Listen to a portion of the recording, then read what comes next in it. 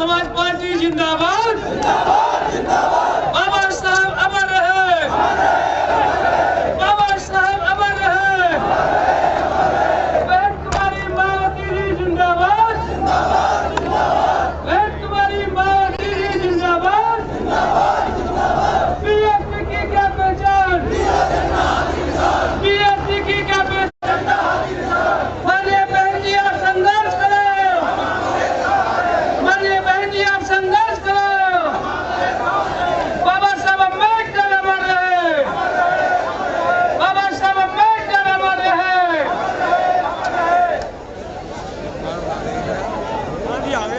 बहन कुमारी मायावती जी जिंदाबाद, बहन कुमारी मायावती जी जिंदाबाद, बहन जी आप आगे बढ़ो, बहन जी आप आगे बढ़ो, बहुजन समाज पार्टी जिंदाबाद, बहुजन समाज पार्टी जिंदाबाद, बीएसपी की क्या पहचान, बीएसपी की क्या पहचान, बहुजन समाज पार्टी जिंदाबाद, बहुजन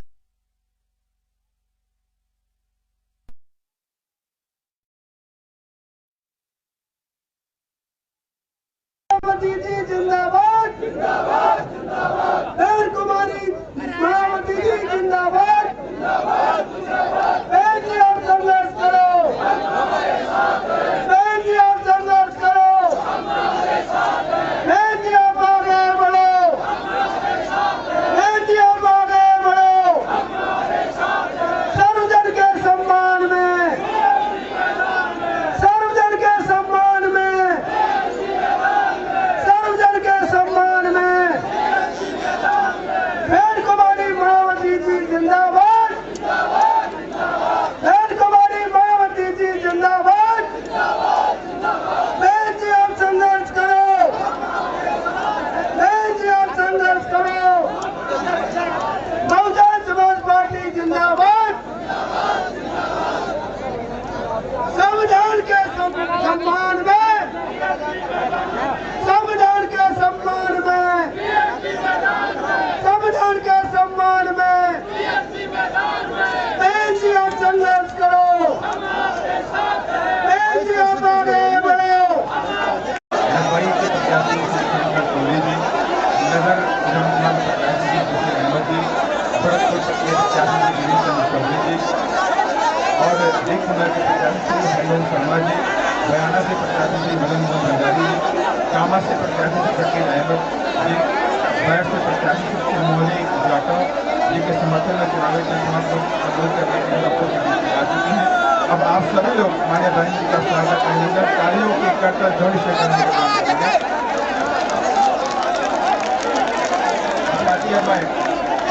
हमारी पार्टी ने इस चुनाव में यहाँ किसी भी पार्टी के साथ किसी भी प्रकार का कोई भी चुनावी समझौता पार्टी नहीं किया। इसके साथ ही हमने बीएसपी से जुड़ने की तादाद को ध्यान में रखकर फिर उसी अनुपात में ही यहाँ सब टिकट दी। लेकिन अब नहीं सो रहे। विधानसभा चुनाव में आप लोगों का ध्यान अपनी पार्टी बीएसपी को कामयाब बनाने के लिए वो जरूरी बातों की तरफ दिलाना चाहती हूँ। और इस संबंध में सबसे पहले मैं आप लोगों को ये कहना चाहूँगी कि अपने देश को आज़ाद हुए, वह भारतीय संविधान को भी लागू हुए, अब बस ये देख चुके। और इस लंबी अवधि में केंद्र में आपके प्रदेश में भी यहाँ विभिन्न विरोधी पार्टियों की सरकारें हुई। लेकिन दुख की बात यह है कि इस दौरान यहाँ सभी विरोधी पार्टियों की नई सरकारों ने आपके प्रदेश सहित पूरे देश में सर्व समाज के विशेषकर दलितों, आदिवासियों, पिछड़े वर्गों, मुस्लिम व अन्य धार्मिक अल्पसंख्यकों के साथ साथ गरीबों, मजदूरों, किसानों, छोटे व्यापारियों एवं अन्य मेहनत लोगों का भी मिली है। तो उसे भी यहाँ शुरू से ही इन वर्गों के प्रति हीन व जातिवादी मानसिकता रखने वाली सभी विरोधी पार्टियों की रही सरकारें प्रभावहीन बनाने में तथा इसे अब धीरे धीरे खत्म करने के लिए पूरी कोशिश की। कांग्रेस पार्टी ने और अब पिछले कुछ वर्षों से केंद्र एवं काफी राज्यों में भी बीजेपी व अन्य विरोधी पार्टियों से जुड़ रही सरकारों ने इनका ये आरक्षण का कोटा अभी तक भी पूरा नहीं किया। पदोन्नति में आरक्षण को इन्होंने मान्य कोर्ट की आड़ में काफी हद तक खत्म कर दिया और इस मामले में लगभग यही खराब स्थिति हमें यहाँ पे राजस्थान प्रदेश में भी देखने के लिए। इसके साथ ही अब इन वर्गों के लोगों को प्राइवेट सेक्टर में आरक्षण दिए जाने की व्यवस्था किए बिना ही केंद्र व राज्यों में भी ज्यादातर सरकारी कार्य यहाँ प्राइवेट सेक्टर के जरिए ही देश के अधिकांश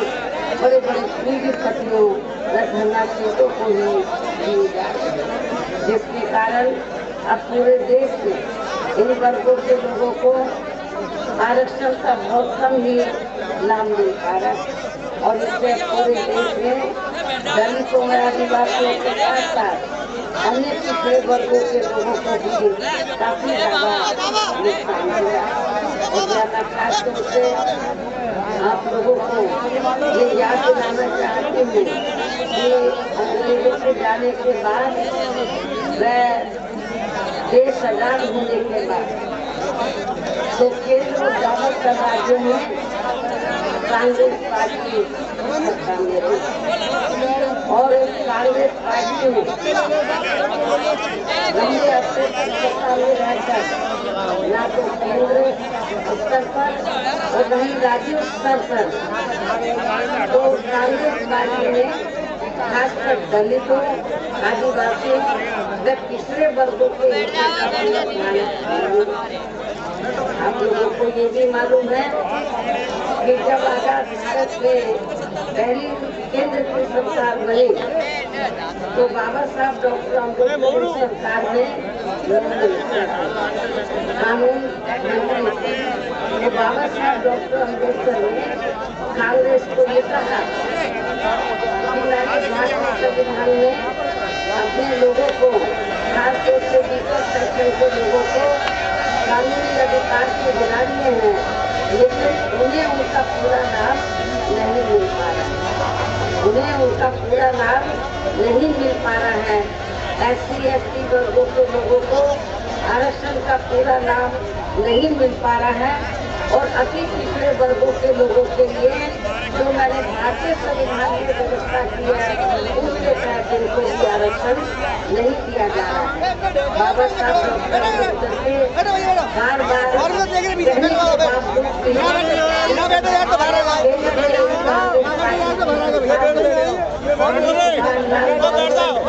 लोगों ने बाबा साहब डॉक्टर अम्बेडकर इस बात को तो तब से बाबा साहब डॉक्टर अम्बेडकर ने दुखी होकर अपने कानूनी मंत्री पद से इस्तीफा दे दिया और अपने लोगों को ये कहा था बाबा साहब डॉक्टर अम्बेडकर ने यदि आपको मान सम्मान की गरीबी व्यतीत करना चाहते हैं और जो भारतीय संविधान में आपको कानूनी अधिकार दिए हैं उनका पूरा लाभ लेना चाहते हैं तो फिर आप लोगों को कांग्रेस पार्टी के चक्कर में और इनकी जो अन्य चाचा भतीजों की पार्टियां हैं उनके चक्कर में नहीं पड़ना है, बल्कि आप लोगों को संकलित होकर अपनी पार्टी बनाकर खुद पार्टी बनाकर केंद्र और राज्यों की भी राजनीतिक सत्ता की मास्टर चाबी खुद अपने हाथों में है और उसके जरिए फिर आप लोग कानूनों का पूरा लाभ कानूनी अधिकारों का पूरा लाभ अपने लोगों को दे सकते हैं। उसी सोच और धारणा के तहत ही मानव श्री कांशीराम ने फिर DSP का गठन और इतना ही नहीं, यहाँ मैं अन्य पिछड़े वर्गों के लोगों को ये भी कहना चाहती हूँ कि उन्हें मंडल कमीशन की रिपोर्ट के तहत आरक्षण की सुविधा केंद्र में कांग्रेस पार्टी के रही सरकार ने नहीं दी। बल्कि बीएसपी के कड़े संघर्ष एवं अथक प्रयासों से ही केंद्र में रही श्री बीपी सिंह की सरकार ने ही जिसका विरोधी पार्टियों की सरकारें इन्हें पूरा लाभ नहीं दे पा रही है। इसके साथ ही श्री बीपी सिंह की सरकार में इन वर्गों के मसीहा परम पूज्य बाबा साहब डॉक्टर भीमराव अम्बेडकर को भी यहाँ भारत रत्न की उपाधि से सम्मानित किया गया है, जिसके लिए वो हर प्रकार से पात्र भी थे। जो बहुत पहले ही इनको ये सम्मान मिल जाना चाहिए था, जिसके लिए विशेषकर कांग्रेस पार्टी प्रमुख रूप से जिम्मेवार और कसूरवार है। हमारे लोगों ने कांग्रेस से बहुत आग्रह किया, लेकिन कांग्रेस ने आप लोगों के मसीहा केंद्र व आपके राजस्थान प्रदेश में भी यहाँ तक की रही सभी विरोधी पार्टियों की सरकारों की जातिवादी, पूंजीवादी व संकीर्ण मानसिकता के तहत बनाई गई उनकी गलत नीतियों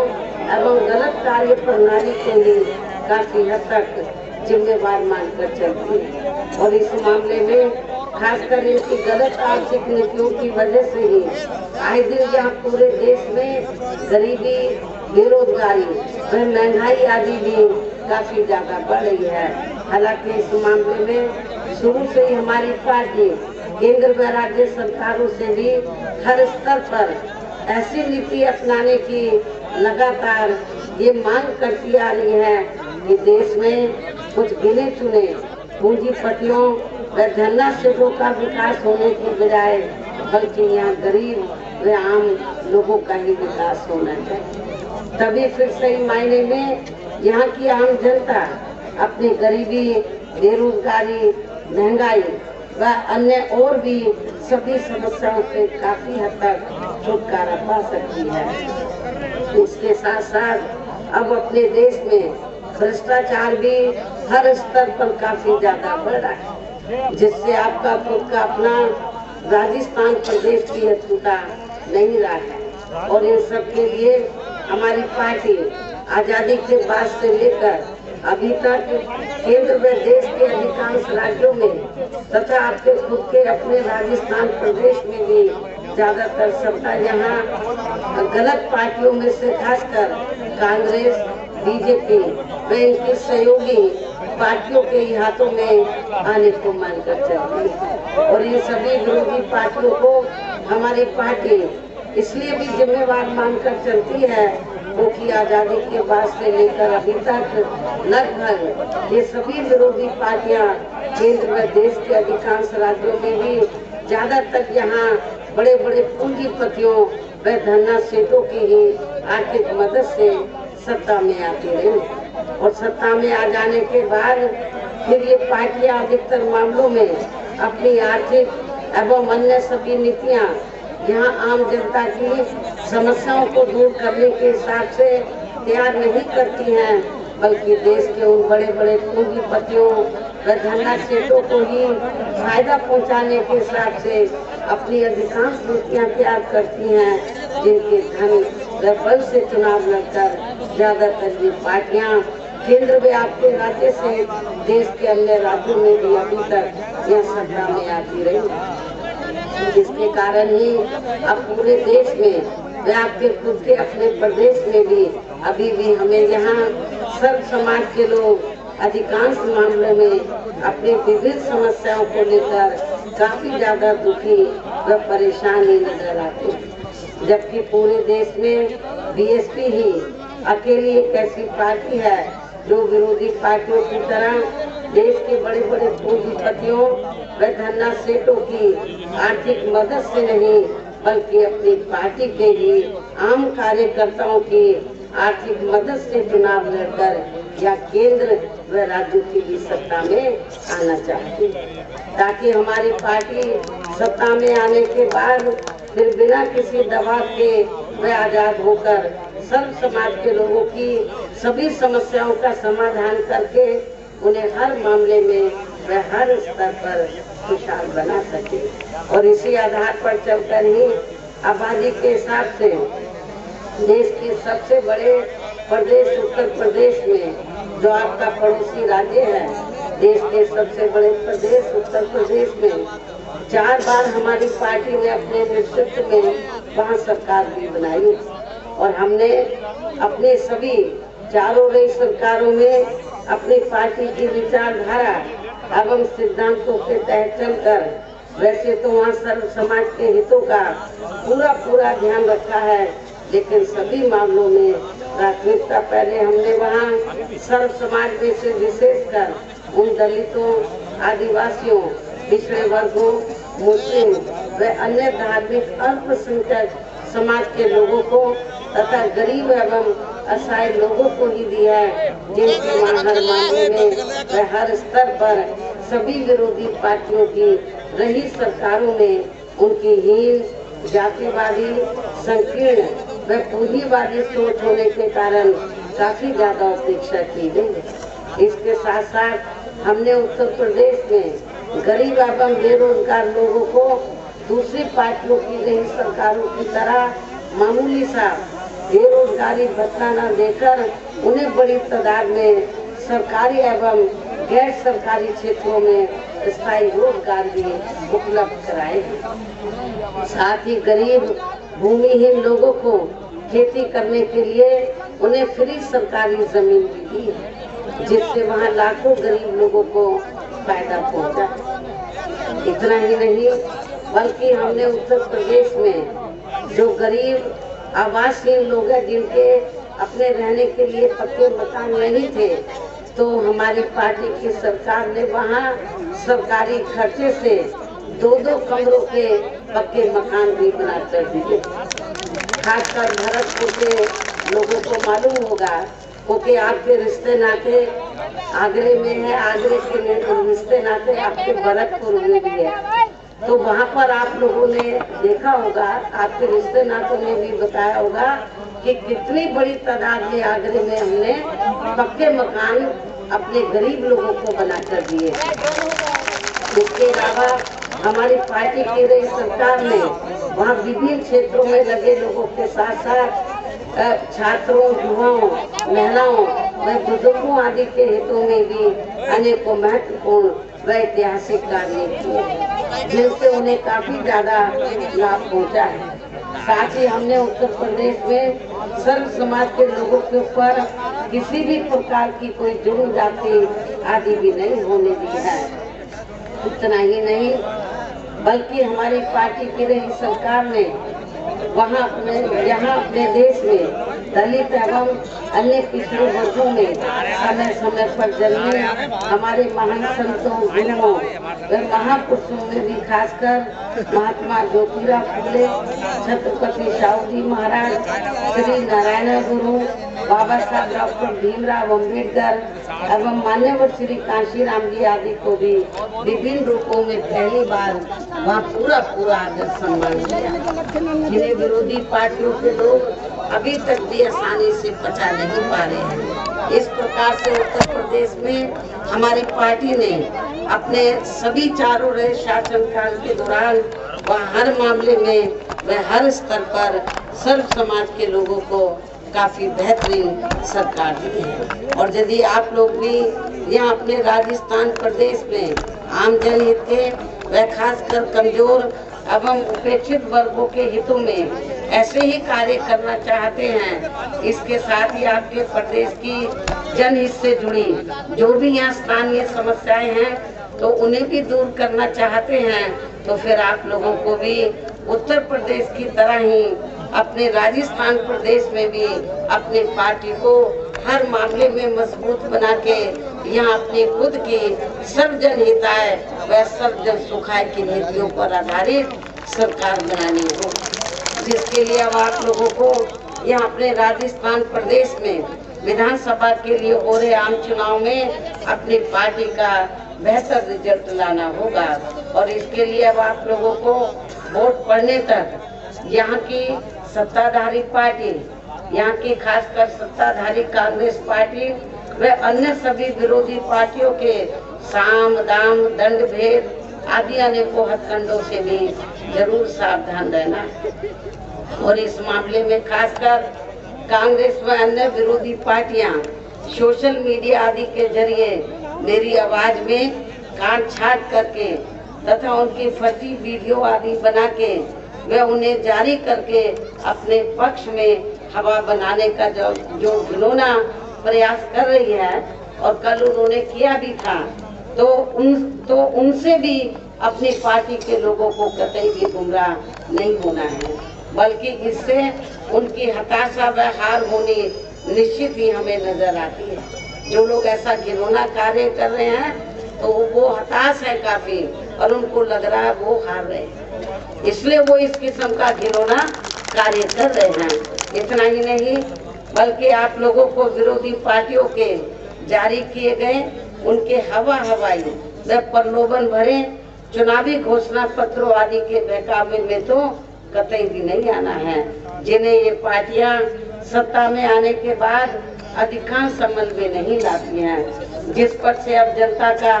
काफी हद तक विश्वास ही उठ गया है। इसलिए हमारी पार्टी किसी भी चुनाव में अपना कोई भी चुनावी घोषणा पत्र आदि जारी नहीं करती है। वैसे भी हमारी पार्टी कहने में बहुत कम बल्कि कार्य करके दिखाने में ही ज्यादा विश्वास रखती है,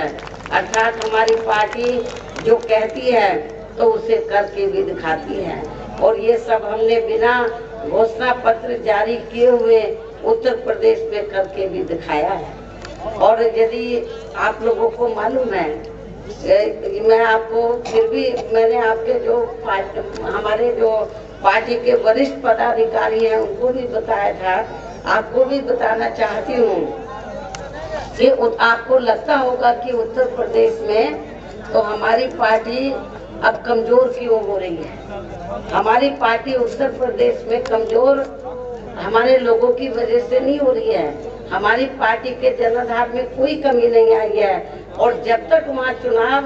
बैलेट पेपर से होता रहा, हमारी पार्टी सत्ता में भी आई, जनाधार भी बढ़ा, पार्लियामेंट और असेंबली में काफी सीटें भी जीत कर आई। लेकिन जब से चुनाव वहाँ मशीन के जरिए होना शुरू हुआ है तो मशीनों में काफी गड़बड़ी हुई, जिसके कारण हमारा पार्टी का ग्राफ नीचे गया है। लेकिन इसका मतलब ये नहीं कि आप लोग ये सोचेंगे कि फिर वोट डालने का क्या फायदा है। तो आप लोग अपना वोट डालने जरूर जाएं, क्योंकि कभी कभी जो ये गड़बड़ कर रहे हैं मशीनों में, इनका सिस्टम फेल हो सकता है और आपके नुमाइंदे चुनकर आ सकते हैं। और अब मेरा यही कहना है कि आप लोगों को अपने खुद के मैं अपने राजस्थान प्रदेश के भी हित में यहाँ अपनी पार्टी बीएसपी की ही सरकार बनाना बहुत जरूरी है। तभी फिर यहाँ आपके प्रदेश में परम पूज्य बाबा साहब डॉक्टर भीमराव अम्बेडकर एवं मान्यवर श्री कांशीराम जी आदि का भी अधूरा सपना सही साकार हो सकता है, जिन्होंने कदम कदम पर अनेकों कष्ट झेलकर अपनी पूरी जिंदगी यहाँ खासकर कमजोर एवं उपेक्षित वर्गों के लोगों को अपने पैरों पर खड़ा करने के लिए समर्पित किए हैं, जिसे भी खास ध्यान में रखकर अब आप लोगों को यहाँ अपने प्रदेश में विधानसभा का आम चुनाव लड़ रहे अपने उम्मीदवारों को अभी आपकी चुनावी जनसभा से पहले तो धौलपुर और उसके आसपास के क्षेत्र के लोग बड़ी तादाद में वहाँ मुझे सुनने के लिए आए। वहाँ के लोगों से भी मैंने अपील की और आप लोगों से भी भरतपुर और आसपास के क्षेत्रों से, धौलपुर व भरतपुर आसपास के क्षेत्रों से जो हमारी पार्टी के उम्मीदवार चुनाव लड़े हैं, तो मेरी आप लोगों से अपील है कि आप लोग अपनी पार्टी के हाथी चुनाव चिन्ह के सामने वाले बटन को दबाकर इन्हें जरूर कामयाब बनाएं, इन्हें जरूर जिताएं, जो आपके सामने आपसे वोट की अपील भी कर रहे हैं। और इसके लिए अब आप लोगों को वोट पड़ने वाले दिन अपने सभी कार्य छोड़कर वे अपने अपने पोलिंग बूथों पर समय से पहुंचकर अपना वोट डालने के लिए जरूर जाना है। और इस मामले में हमारी महिलाएं भी पीछे नहीं रहेंगी, जो मुझे सुनने के लिए भी इधर आई हैं। इसके साथ ही अपनी पार्टी का एक भी वोट पड़ने से ना रह जाए तो उसका आप लोगों को विशेष ध्यान रखना है। इस प्रकार से आप लोगों को अपनी पार्टी को कामयाब बनाने का हर संभव पूरा प्रयास करना है। जिसके लिए यहाँ की स्टेट कमेटी व स्थानीय नेताओं के साथ साथ आपके जो स्टेट के प्रेसिडेंट हैं, उनके अन्य और भी जो साथी हैं, इनके साथ साथ पार्टी के राज्यसभा सांसद श्री राम जी गौतम व इनके अन्य सभी साथी भी पूरे जी जान से लगे हैं। हालांकि श्री आकाश आनंद ने भी चुनाव यहाँ घोषित होने से पहले आपके राजस्थान प्रदेश को काफी समय दिया है। अंत में अब मैं पुनः यहाँ अपनी पार्टी के उम्मीदवारों को जिताने की पुरजोर अपील करते हुए अपनी बात यही समाप्त करती हूँ। जय भीम व जय भारत।